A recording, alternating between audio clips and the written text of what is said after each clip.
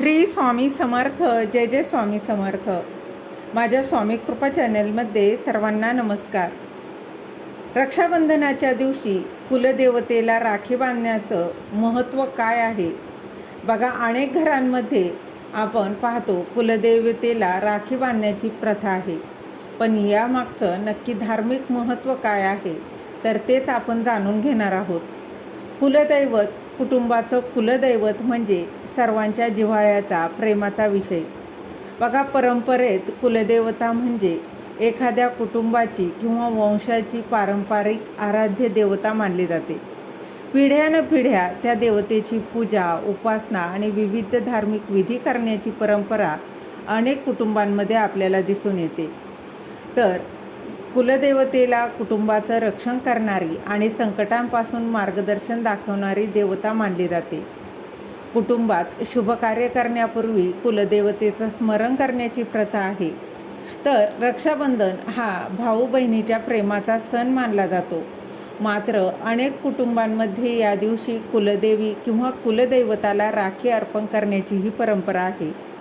तर कुलदेवतेला राखी बांधण्याची योग्य पद्धत काय आणि त्याच्या मागचं महत्त्व काय आहे तेच या व्हिडिओत मी तुमच्यासोबत शेअर करणार आहे.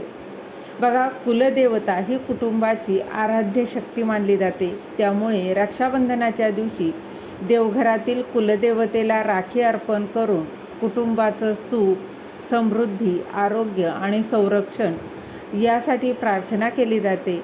काही ठिकाणी देवतेच्या मूर्तीला थेट राखी बांधली जाते, तर काही कुटुंबांमध्ये ती देवतेसमोर ठेवून त्याची पूजा केली जाते. तर बघा, प्रत्येक थोडीफार पद्धत प्रत्येक भागात थोडीफार पद्धत ही वेगवेगळी असू शकते.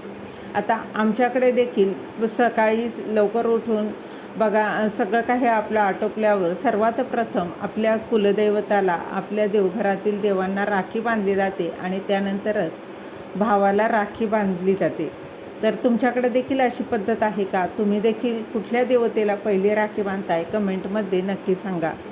तर बघा, कुलदेवतेला राखी बांधण्याची योग्य पद्धत काय? तर रक्षाबंधनाच्या दिवशी प्रथम देवघर स्वच्छ करून कुलदेवतेसमोर दिवा लावावा आणि त्यानंतर देवतेला अक्षता, कुंकू, फुलं आणि नैवेद्य अर्पण करावा.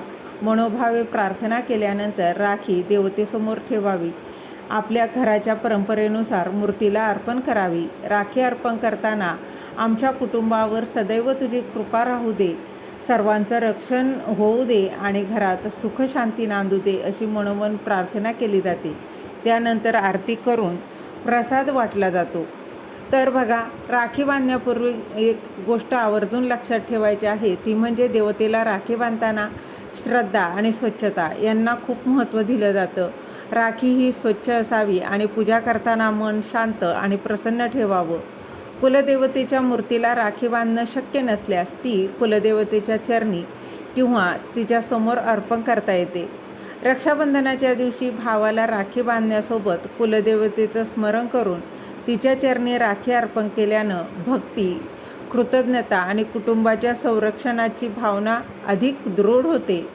असं म्हटलं जातं, कारण कुलदेवतेला राखी अर्पण करण्यामागं मुख्य भावना म्हणजे ईश्वराप्रती श्रद्धा आणि कुटुंबाच्या कल्याणाची प्रार्थना ही केली जाते. बघा, अनेक हिंदू कुटुंबांमध्ये बंधनकारक धार्मिक पद्धत नाही. त्यामुळे आपल्या घराण्यातील परंपरा असतील, कुलाचार आणि ज्येष्ठ व्यक्तींच्या मार्गदर्शनानुसार तुम्हाला ह्या विधी ज्या आहेत ते करायचे